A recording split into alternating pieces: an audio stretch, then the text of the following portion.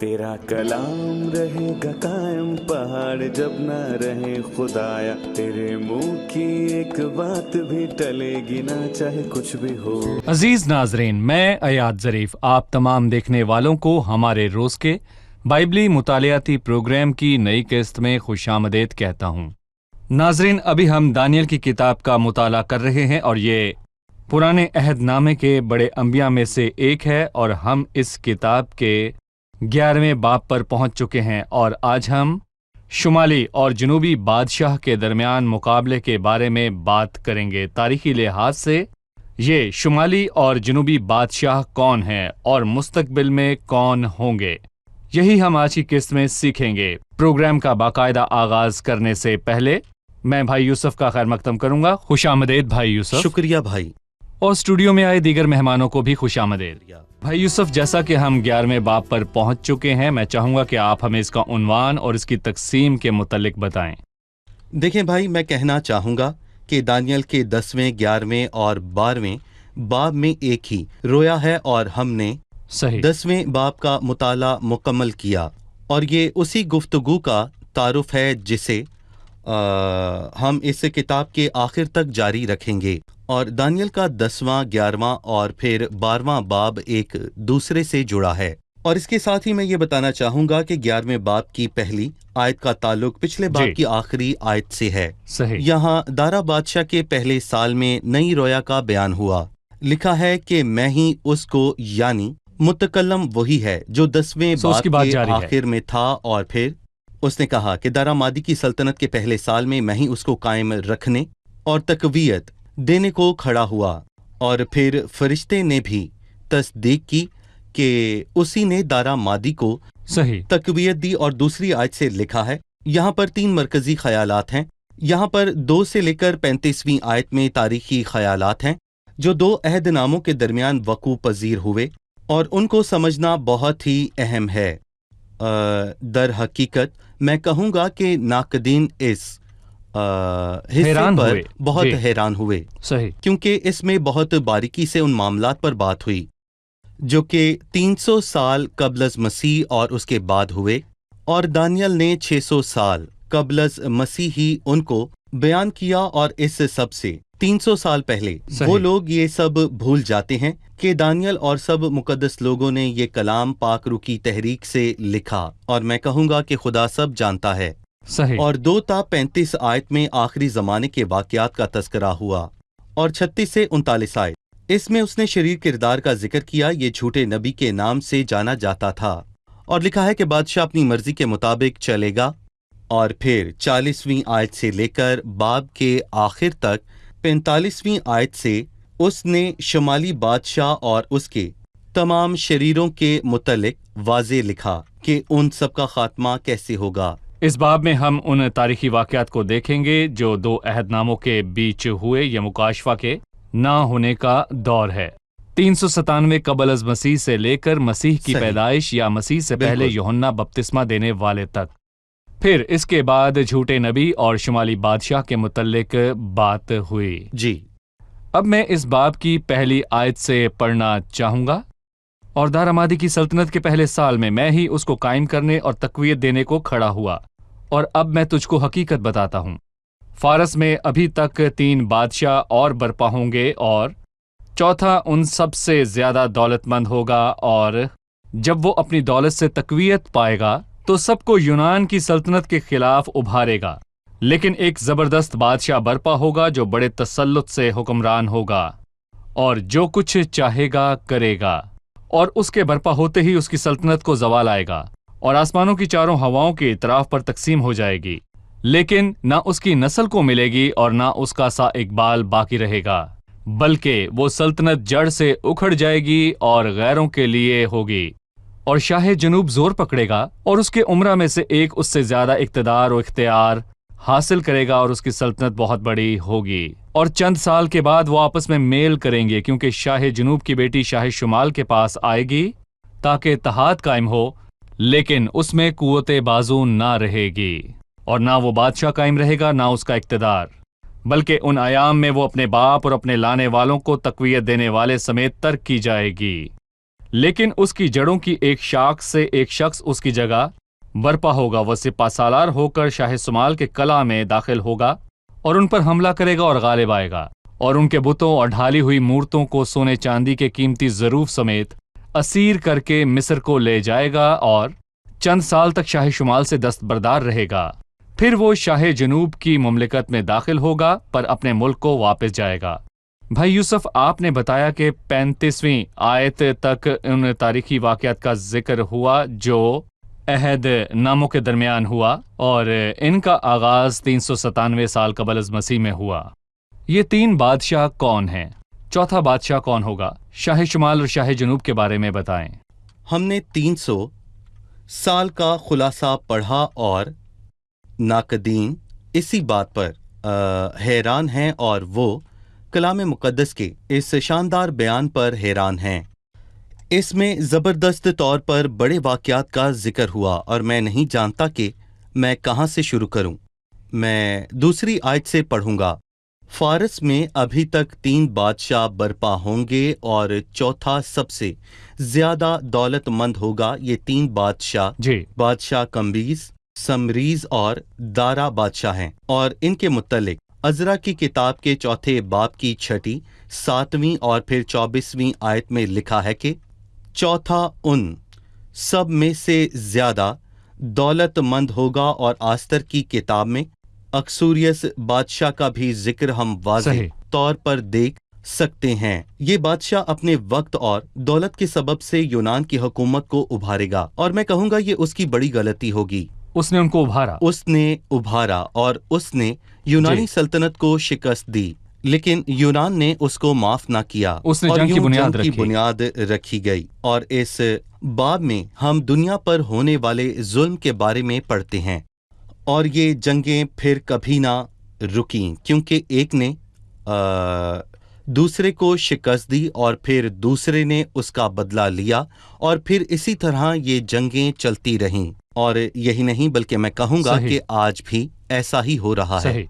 और चौथा उन सबसे ज्यादा दौलतमंद होगा। वो सबको यूनान की सल्तनत के खिलाफ उभारेगा, लेकिन एक जबरदस्त बादशाह बरपा होगा जो कि यकीनी तौर पर सिकंदर आजम है।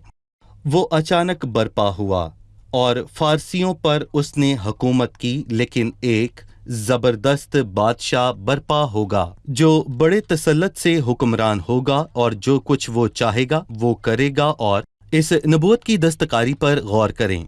उसके बरपा होते ही उसकी सल्तनत को जवाल आएगा, जी। यानी कि वो जितनी जल्दी आया था उतनी जल्दी जवाल का शिकार हो जाएगा। और फिर इसके बाद सिकंदर आजम जवान ही मर गया। उसकी उम्र 30 से कुछ ज्यादा थी, लेकिन ना उसकी नस्ल को मिलेगी और ना उसका सा इकबाल बाकी रहेगा। उसकी मौत के बाद उसकी बड़ी सल्तनत का कोई वारिस ना था, लेकिन उसकी सल्तनत उसके 4 सिपा सलारों में तकसीम हुई और उसकी इकबालमंदी बाकी ना रहेगी। और उन 4 सल्तनतों में से एक भी सिकंदर आजम की सल्तनत जितनी ताकतवर कभी ना थी।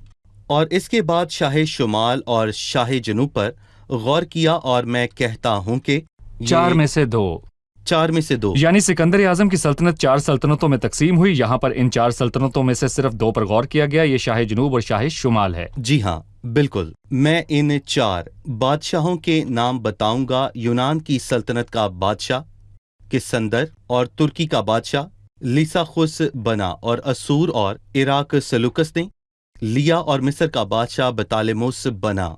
और तारीख में ये सब कुछ वाज़े तौर पर जी। दर्ज किया गया है, सब लिखा है। सलूक जो असूर और इराक का बादशाह बना वही शाह शुमाल है। ये इसराइल के शुमाल में है। बेलेमूस ने मिस्र को लिया, ये शाह जनूब है। यहाँ पर बयान हुआ कि शाह शुमाल और शाह जनूब के बीच में जंग होगी। बिल्कुल। उसने बाकी 2 सल्तनतों की बात क्यों नहीं की? दरअसल उसे शाह शुमाल और जनूब की फिक्र ना थी, बल्कि उनकी जो उनके दरमियान मौजूद थे। शाह शुमाल और शाह जनूब अपनी लड़ाई के वक्त वहां से गुजरते हुए उसे पामाल करते थे, और हर मर्तबा ऐसा होता था। उन्होंने अपनी जंग के दौरान दरमियान में मौजूद इसराइली लोगों को पामाल किया। इसीलिए उनकी लड़ाइयों और जंगों पर गौर किया, और ये सदियों तक जारी रही। और शाह शुमाल सलाजुक और शाह जनूब बतालमूस ने बरसों तक जंग की। जी, यकीनन शाह शुमाल और शाह जनूब पर गौर करने की वजह मुस्तकबिल की पेशन गोई है, और ये शुमाली और जनूबी बादशाह के हवाले से है। 11वें बाब की 6ठी आयत में लिखा है, और चंद साल के बाद वापस में मेल करेंगे, क्योंकि शाह जनूब की बेटी शाह शुमाल के पास आएगी ताकि इत्तेहाद कायम हो। शाह जनूब की बेटी के क्या मानी है? भाई यूसुफ, इन नामों के बारे में बयान करें। हम शाह शुमाल और शाह जनूब के मुतल्लिक जानते हैं। तारीखी तौर पर ये दो अहदनामों के दरमियान के अरसे में शाह जनूब की बेटी कौन थी? 5वीं आयत में लिखा है, और शाह जनूब पकड़ा गया और उसके उमराओं में से एक ज्यादा इक़्तिदार और ज्यादा इख्तियार हासिल करेगा। ये सलाजूक और बतालेमूस के दरमियान जंग के हवाले से है, और शाह जनूब और शाह शुमाल के दरमियान ये जंग हुई। इन दोनों में लंबे अरसे तक जंग हुई। शुमाल में असूर का बादशाह और जनूब में मिस्र का जी बादशाह। बिल्कुल। लिखा है कि चंद सालों के बाद वो आपस में मेल करेंगे। उन दोनों बादशाहों का इत्तेहाद कैसे हुआ? क्योंकि शाह जनूब की बेटी शाह शुमाल के पास आएगी ताकि इत्तेहाद कायम हो, और ये ब्याह सियासी मुफाद के लिए हुआ। जी। और आज भी ये देखने को मिलता है, सियासी मुफाद के लिए शादियां की जाती हैं। शाह जनूब की बेटी बरनीस की शादी शाह शुमाल से हुई ताकि इत्तेहाद हो, और शाह शुमाल सलूखुस ने अपनी बीवी लुदुकिया को तलाक दी और शाह जनूब की बेटी से शादी की। मतलब कि उसने अपनी बीवी को छोड़ा और शाह जनूब की बेटी से शादी की, पर यह शादी ना चल सकी। लेकिन उसमें कुव्वते बाजू ना रहेगी, सो उसने अपनी नई बीवी से भी रिश्ता तोड़ लिया, और वो अपनी पुरानी बीवी लुदुकिया के पास गया और उसने उसे जहर देकर कत्ल किया, और मौका मिलने पर उसने बरनीस और उसके बेटे को भी कत्ल कर दिया। सो यूं सल्तनत उसकी हुई। और हम 35वीं आयत में यह पढ़ते हैं कि शाह शुमाल और शाह जनूब के दरमियान जरा जंग का तसव्वुर करें। इन दोनों की जंग में एक तो फतह याब हो गया, लेकिन जिसको शिकस्त हुई उसने मौका मिलते ही अपनी शिकस्त का बदला उससे लिया। और ये बहुत अफसोसनाक बात है, लेकिन मैं कहूँगा कि ये 20वीं और 21वीं सदी की दुनिया है। भाई यूसुफ, ये तारीखी हिस्से थोड़े मुश्किल हैं हमारे नाजरीन के लिए। मुल्कों और बादशाहों के नाम याद रखना मुश्किल है कि शाह शुमाल और शाह जनूब कौन है। लिहाजा हमारे नाजरीन की आसानी के लिए अपनी वेबसाइट पर एक फाइल आप लोड करेंगे, और इसमें बादशाहों के नाम समेत तमाम तारीखी वाक़यात मौजूद होंगे जो दोनों अहदनामों के बीच के दौर में हुए, और इनका जिक्र दानियल 11 में हुआ। ये बहुत अच्छा होगा। जी हाँ। शुक्रिया। मैं आपसे एक सवाल पूछना चाहता हूँ जो मुझे वाज़े नहीं। बाइबल मुक़द्दस में उन तमाम वाक़यात की तरतीब बताएं। जैसा कि इस बाब के शुरू में आपने बताया कि मगरिब से यूनान मशरिक की तरफ बढ़ेगा ताकि उनको तबाह करे। फारस मशरकी और यूनान मगरबी सल्तनत है। बाइबल मुक़द्दस में किस जगह मगरिब की हरकत मशरिक की तरफ हुई ताकि इसको शिकस्त दे? देखें, दानियल ने नबूकत नजर के ख्वाब की ताबीर के वक्त आने वाली सल्तनतों का बयान किया। पहली सल्तनत बाबल और फिर फारस, तीसरी यूनानी और आखिर में रोमी सल्तनत है। वो मशरिक से मगरिब की तरफ बढ़ता ताकि पुरानी पेशन गोई पूरी हो। और यहाँ पर दो सल्तनतों का जिक्र हुआ, उसने बाबल और रोमी सल्तनत का जिक्र नहीं किया। उसने इस हिस्से में फारसी और यूनानी सल्तनत पर गौर किया, दूसरी और तीसरी सल्तनत पर जोर दिया, और दूसरे अल्फाजों में एशिया से पूरे यूरोप की तब्दीली का बयान किया। और भाई अयाद, मैं यहाँ पर यह कहना चाहूँगा कि बाइबल की ये सबसे पुरानी पेशन गोई है जो कि हमें पैदाइश के 9वें बाब में वाज़ेह तौर पर नजर आती है। और यहाँ पर बाइबल मुक़द्दस फरमाती है, फिर कहा खुदावन सिम का खुदा मुबारक हो और केनान सिम का गुलाम हो, और उसने केनान पर लानत की, केनान मलाउन हुआ। लिखा है वो अपने भाइयों के गुलामों का गुलाम होगा। केनान की औलाद अफ्रीका के इलाकों में बसी और वो सालों तक गुलामी करते रहे जब तक कि वो आजाद ना हुए। खुदावन सिम का खुदा मुबारक हो और केनान सिम का गुलाम हो। और गौर करें कि तमाम अंबिया और मुकाशफा की तहरीर करने वाले सब सिम की औलाद हैं। لکھا ہے خدا ان سم کا خدا مبارک ہو۔ اس کے بعد کہا کہ خدا یافت کو پھیلائے کہ وہ سم کے ڈیروں میں رہے اور کینان اس کا غلام ہو۔ یہ پیشن گوئی کب پوری ہوئی؟ خدا یافت کو پھیلائے کہ وہ سم کے ڈیروں میں بسے۔ اس باب میں یورپ یافت ہے اور سم یورپ یافت ایشیا ہے۔ ہے، اور اس باب میں سوریس نے سب سے بڑی غلطی ایشیا۔ کی، اور وہ غلطی یہ تھی کہ اس نے سب کو یونان کے خلاف ابھارا، اور یہ اس کی غلطی تھی۔ مطلب مشرق نے مغرب سے جنگ کی اس اور وقت ایشیا سے نے یورپ یورپ سے۔ یہاں پر داخل ہوا، اور آج وہ ایک بڑی طاقت ہے۔ یوں نوح کے ایام سے کوئی پیشن گوئی پوری نہ ہوئی۔ اس نے یہ پیشن گوئی کب کی تھی؟ اس نے یہ پیشن گوئی تب کی تھی جب وہ طوفان نوح کے بعد اپنی کشتی سے باہر نکلا تو اس نے پیشن گوئی کی۔ جیسے پچھلے باب میں فرشتے نے کہا، جو کچھ سچائی کی کتاب میں لکھا ہے جی تجھے ہاں، بتاتا ہوں۔ کلام مقدس خدا کی کتاب ہے، اس میں لکھی ہر ایک بات حق اور سچ ہے، یہ سچائی کا کلام ہے۔ بھائی یوسف، میں چاہتا ہوں کہ آپ 10ویں اور 11ویں آیت پر اپنی رائے دیں۔ لیکن اس کے بیٹے برانگیختہ ہوں گے جو بڑا لشکر جمع کریں گے، اور وہ چڑھائی کر کے پھیلیں گے اور گزر جائیں گے، اور وہ لوٹ کر اس کے قلعہ تک لڑیں گے، اور شاہ شمال غضبناک ہو کر نکلے گا اور شاہ شمال سے جنگ کرے گا، اور وہ بڑا لشکر لے کر آئے گا، اور وہ بڑا لشکر اس کے حوالے کر دیا جائے گا۔ جی، ان فریقین کی لڑائی کے بارے میں ہمیں آپ تفصیلاً بتائیں۔ در حقیقت مجھے اپنے ناظرین پر ترس آتا ہے۔ 35ویں آیت تک یہ واقعات اسی طرح ہوتے رہیں گے، یہ کیا طریقہ ہے؟ اور 8ویں آیت میں شاہ جنوب نے شاہ شمال کے ساتھ لڑائی کی، وہ اپنی بہن کے قاتل پر غضبناک ہوا، جی۔ اور اس نے اپنی بہن برنیکی کے قتل کا بدلہ لدوکیا کی جان لے کر لیا، اور ان کے بتوں اور ڈھالی ہوئی مورتوں کو سونے چاندی کے قیمتی ظروفوں سمیت اسیر کر کے مصر کو لے جائے گا، اور چند سال تک شاہ شمال سے دستبردار رہے گا۔ پر شاہ شمال بدلہ لے گا، لیکن اس کے بیٹے برانگیختہ ہوں گے جو بڑا لشکر جمع کریں گے۔ شاہ شمال نے شاہ جنوب سے بدلہ لینے کے لیے جنگ کی، اور شاہ جنوب غضبناک ہو کر نکلے گا اور شاہ شمال سے جنگ کرے گا۔ اور در حقیقت میں نے تاریخی طور پر اس کو نہایت درست پایا۔ میں ناظرین کو یہی کہوں گا کہ شاہ شمال اور شاہ جنوب لڑتے رہے، اور ان کے درمیان کچھ یوں چلتا رہتا کہ جب کوئی فتح مند ہوتا تو دوسرا اس کا بدلہ لینے کے لیے طاق میں رہتا، اور میں کہوں گا کہ ان کی جنگ اسی طرح جاری رہتی تھی۔ ان دونوں کی جنگ تو ایسے ہی جاری رہی، پر میں یہاں پر کہنا چاہوں گا کہ آج کی دنیا میں بھی یہی کچھ ہوتا ہے۔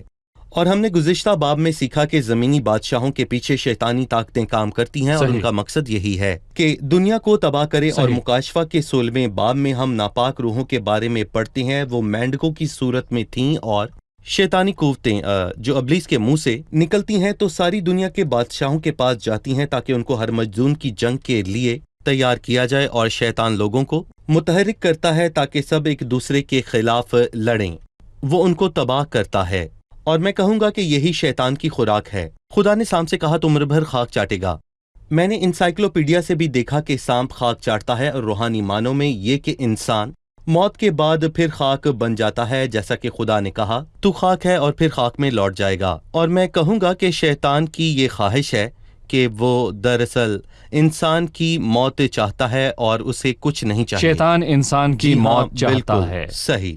دیکھیں جی۔ بھائی، یہ طویل باب ہے، اس میں یہی بیان ہے کہ ایک سلطنت جنگ کرتی ہے جبکہ دوسری بدلہ لیتی ہے۔ ایک نے فتح پائی اور پھر دوسری سلطنت نے جنگ کی۔ بھائی یوسف، میں تاریخ اور اعداد و شمار کے ذریعے اس کی تصدیق کرنا چاہوں گا۔ تاریخ بتاتی ہے کہ بیت الموس چہارم فیلوپاتیر 222 تا 283 سال قبل از مسیح نے اسور کے لشکر کو تباہ کیا، اور یہ انتخس سوئم 173 تا 223 قبل از مسیح کے اختیار میں تھا۔ اس وقت مصر سے بہت کم مال غنیمت ملا۔ یہ ایک تاریخ ہے۔ جی۔ 13 برس بعد شمالی بادشاہ انتخس نے دوبارہ سے لشکر تیار کیا اور فلسطین پر قابض ہوا۔ اس نے 12 کوششوں کے بعد مصر کے بیت الموس کے ہاتھوں سے فلسطین کو چھین لیا اور جنوب میں غزہ تک اپنا اختیار قائم کیا۔ تاریخ بیان کرتی ہے اور بائبل مقدس میں بھی ایسا ہی لکھا ہے۔ اس میں جنوبی اور شمالی سلطنت کے بادشاہوں کی لڑائی کا بیان ہے، کیونکہ بے شک یہ حق کی کتاب ہے۔ مفکرین اس بات کا انکار کرتے ہیں کہ دانیل نے سب کچھ لکھا ہے۔ دانیل نے مسیح کے شاہانہ داخلے کا بھی ذکر کیا، پر وہ یہ نہیں کہہ سکتے کہ دانیل مسیح کے داخلے کے بعد دنیا میں آیا۔ اس نے 70 سال بعد از مسیح ہیکل کی بربادی ہونے کے بارے میں بھی بتایا۔ شریع کہتے ہیں کہ دانیل مسیح کے بعد آیا، اور وہ یہ نہیں ماننا چاہتے کہ یہ خدا ہے جو کچھ بھی کر سکتا ہے۔ شکریہ بھائی یوسف۔ اب ہم مہمانوں سے ان کا سوال جانیں گے۔ 17ویں آیت میں لکھا ہے، اور وہ یہ ارادہ کرے گا کہ اپنی مملکت کی تمام شوکت کے ساتھ اس میں داخل ہو، اور صادق اس کے ساتھ ہوں گے۔ وہ کامیاب ہوگا اور وہ اسے جوان کنواری دے گا کہ اس کی بربادی کا باعث ہو، لیکن یہ تدبیر قائم نہ رہے گی اور اس کو کچھ فائدہ نہ ہوگا۔ جی بھائی یوسف، ان الفاظ کے کیا معنی ہیں؟ میں کہوں گا کہ یہ آیت شاہ اسور کی بیٹی کلیوپترا کے بارے میں ہے، جو مصر کے بادشاہ کی بیوی بنی، اور ممکن ہے کہ وہ اپنے باپ کے لیے اپنے شوہر کی جاسوسی کرتی ہو۔ شاہ جی۔ شمال اور شاہ جنوب کے درمیان ہمیشہ جنگ رہتی تھی، اور شاہ شمال جنوبی سلطنت کو فتح کرنا چاہتا صحیح۔ تھا، اور اس نے اپنی بیٹی کی شادی مصر کے بطالموس سے کروائی تاکہ وہ اپنے باپ کے لیے جاسوسی کر سکے۔ وہ اسے جوان کنواری دے گا۔ اس کو کم عمر کے سبب سے جوان کنواری کہا گیا۔ صحیح۔ وہ اب بھی اپنی ماں اور اپنی دادی کی محافظت میں تھی، پر بائبل مقدس یہ فرماتی ہے کہ جی۔ یہ تدبیر قائم نہ رہے گی، کیونکہ اس کی بیوی نے اپنے باپ کے لیے اپنے شوہر سے بے وفائی نہ کی۔ وہ اپنے شوہر سے وفادار رہی اور اپنے باپ کے منصوبے کو ناکام کیا، لیکن اس نے ایک اور 18ویں آیت منصوبہ باندھا۔ 18ویں آیت میں اس نے اپنا منہ یونان کی طرف پھیرا، جو جزیروں کے لیے مشہور ہے۔ یہ اس کی غلطی تھی، کیونکہ میں کہوں گا کہ اس کو شکست ہوئی اور یونان کے بادشاہ نے اس سے بہت زیادہ محصول لیا، اور اس نے اپنے لوگوں سے محصول لیا۔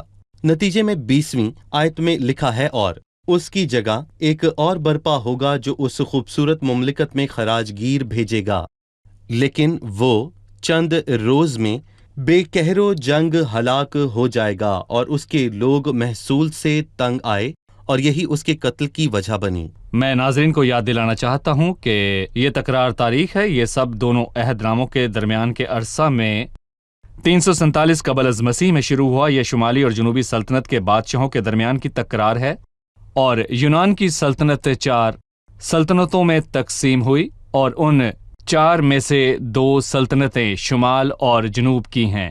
ان واقعات کا بیان اس لیے ہوا کہ ہمیں یقین دہانی ہو جائے کہ بائبل مقدس میں بیان تمام کی تمام پیشن گوئیاں لفظ بلفظ پوری ہوئیں، اور یہی سچ ہے۔ بھائی یوسف، ہم آنے والی قسط میں مستقبل کے بارے میں بات کریں گے۔ یہ سب پورا ہوا، اور مستقبل میں بھی یہ سب پورا ہوگا۔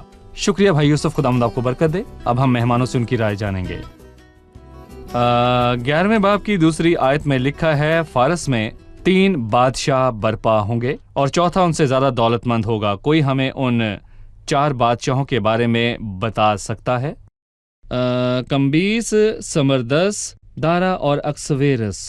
یہ واقعات ہو چکے ہیں یا مستقبل میں ہوں گے؟ یہ ہو چکے ہیں۔ یہ واقعات کب ہوئے؟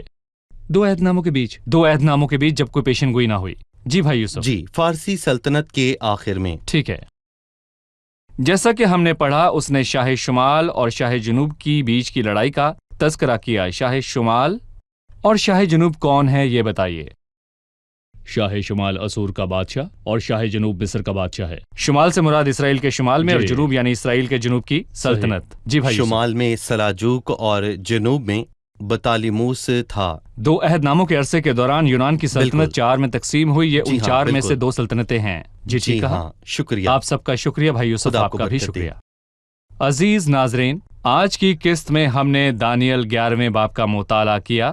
یہ سال 397 قبل از مسیح میں 2 عہد ناموں کے درمیان ہونے والے واقعات ہیں، اور سلطنت کی تاریخ اس بات کی گواہی دیتی ہے کہ یہ سب واقعات ایسے ہی ہوئے کیونکہ خدا کے کلام میں اس کی پیشن گوئی موجود ہے۔ خدا سب باتوں سے واقف ہے، ہر شے پر اس کا اختیار ہے، وہ سب کچھ اپنی مرضی کے مطابق کرتا ہے۔ عزیزو، خدا ان کے فضل سے اگلی قسط میں ہم 11ویں باب کی 20ویں آیت سے 39ویں آیت تک مطالعہ کریں گے، اور سب تاریخی واقعات کے بارے میں بات کریں گے جو 2 عہد ناموں کے بیچ کے اس عرصے میں وقوع پذیر ہوئے، خداوند یسوع مسیح کے مجسم ہونے سے پہلے۔ اور میں بے صبری سے اگلی قسط کے انتظار میں ہوں اور یقیناً آپ بھی ہمارے ساتھ شامل ہوں گے. سو اگلی قسط میں آپ سے پھر ملاقات ہوگی. خداوند آپ سب کو برکت دے. تیرا کلام رہے گا قائم پہاڑ جب نہ رہے خدایا، تیرے منہ کی ایک بات بھی ٹلے گی نہ چاہے کچھ بھی ہو.